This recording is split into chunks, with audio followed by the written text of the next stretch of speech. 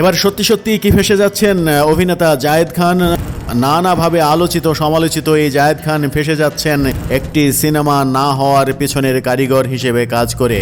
DB Harun, যাকে ভাতের হোটেলের হারুন বলে অনেকে চেনেন, সেই ডিবি হারুনের প্রধান হাত হিসেবে একটি সিনেমা ধ্বংসের নেপথ্য কারিগর হয়েছিলেন জায়েদ খান, এমন অভিযোগ উঠেছে। 1995 সালে 23 আগস্ট ঘটে যাওয়া একটি সত্য ঘটনা অবলম্বনে সিনেমা তৈরি করতে চেয়েছিলেন সুমন ধর। সেই সিনেমাটি আটকে দিয়েছেন ডিবি হারুন, আর আটকে দেওয়ার পথে বড় অস্ত্র হিসেবে কাজে লাগিয়েছিলেন আলোচিত সমালোচিত জায়েদ খানকে।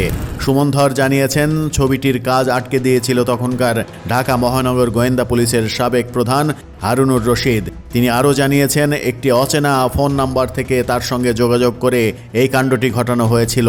জায়েদ খান ডিবি অফিসে উপস্থিত থেকে ফোন দিয়েছিলেন মিমকেও এই ছবি না করার জন্য এক প্রকার হুমকি দেয়া হয়েছিল। সব মিলিয়ে একটি সত্য ঘটনার ছবি আটকে দেওয়ার পেছনে জায়েদ খানের কারসাজি রয়েছে, এমন অভিযোগ সামনে এসেছে। এটি নিয়ে বিনোদন প্রতিদিনে আরেকটি খবরও প্রকাশিত হয়েছিল।